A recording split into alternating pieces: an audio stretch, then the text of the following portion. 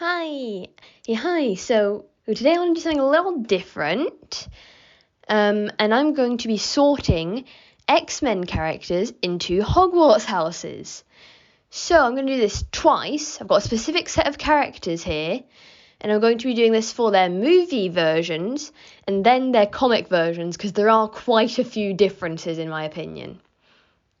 So we're going to start with the movies. So let's start with the main focus of the movies, more or less. Logan, James Howlett, Wolverine. This is kind of surprising, but I would honestly put movie Logan as a Hufflepuff. No, because it's like, if you actually look at his story, you've got loyalty is a big part of it. Like first to his brother, then to Stryker. It is misplaced in Stryker, but it is there, and I'm definitely certain that counts. And then obviously the X-Men later on, he's very dedicated to that, and he's always trying to look out for the kids, look out for everyone else. He's very much a team player, no matter how much he denies it in my mind. Next, Storm. This one I don't actually have a reason for. It just kind of works. Storm, I feel, is definitely a Ravenclaw. Again, I don't know if it's something to do with the way she carries herself or something, but I think she's definitely a Ravenclaw in my mind. I don't know why, there's no reason for it. Now, Scott Summers, Cyclops. In the movies, I definitely classify him as a Gryffindor. Like, he's like very poster boy of the X-Men type thing, more so in this, and like he doesn't really have much of a personality, but just some of like the way he says certain things, the way he does certain things, and especially end of the first movie where he says, I have a shot, I'm taking it. It just feels very Gryffindor. I don't know. Now, Jean. 100% I'm going to say Slytherin. And part of it is obviously the Dark Phoenix thing. That does play a big role in what I'm doing here. But just even at the start in the first film, like just the sly comments, the way she says things, the way she acts, it just feels very Slytherin. I don't know how to figure. I don't know. It's just, it works in my mind. Now, the big one himself, Professor Charles Xavier. 100% a Slytherin. No, 'cause I was so tempted to make him a Ravenclaw.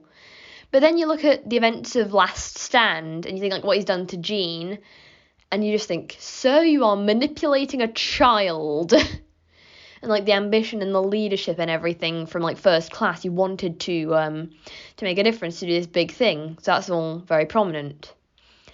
Now, for the same reasons, moving over to some villains, for the same reason, I'm going to qualify Magneto as a Slytherin, because I feel like he and Charles are the two extremes of what a Slytherin can be.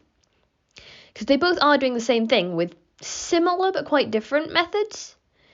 Like, it's the whole two sides of the same coin, really. And, like, the ambition and the leadership, it's just very Magneto.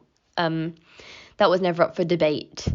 Now, this next one, I'm going to get my head chopped off for this one. But Victor Creed, Sabretooth, specifically the one from Origins, because I will ignore until my dying day the fact that there was Sabretooth in the first X-Men movie.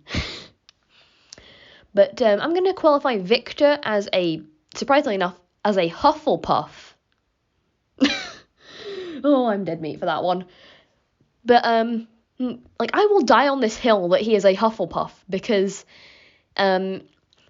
because he's very loyal to his brother. Like, this is a very specific thing, but I definitely think it counts. Where, like, he's very loyal to Logan. It's like him saying, like, we're brothers, Jimmy, and brothers look out for each other and protect each other. That line. And, like, at the end, he says, no one kills you but me. But he never actually goes through with it. I don't think he ever will go through with it. Because no matter what, he cares so goddamn much about Logan. But, yeah, so genuinely, I will qualify Movieverse Victor Creed as a Hufflepuff. Feel free to attack me in the comments. Now, going back to some of the X-Men, Rogue is very difficult I think, like, with Rogue, because she's just this very innocent, very hopeful child. But, like, her dynamic with Logan and everything, and just in general makes me think I'm going to put Rogue as a Hufflepuff. Just sweet kid. I think Hufflepuff works. Now, again, I'm speeding through these a little bit, I'm sorry. Bobby Drake, Iceman. He feels very much like a mini Scott Summers in some of the things he does. And just, like, again, I say that, but, like, we don't get a lot of time with Bobby. And I just especially, like, what we see in Last Stand and, like, Days of Future Past with the, like, Days of Future Past, the self-sacrificing element of, like, how he's, like, because I'm pretty sure with the timeline reset it's happening, he's died several times in that. He's sacrificed himself several times. So I'm going to qualify Bobby Drake as a Gryffindor. Now, Hank McCoy, Beast. This isn't up for debate. He's a Ravenclaw. That's not in question in any universe. So there are the movieverse qualifications. Now I'm going to move over to the comics, and I don't know the comics as well. I will fully admit that. Like, I do read the comics, but there's a lot to keep track on. There's a lot to keep up with.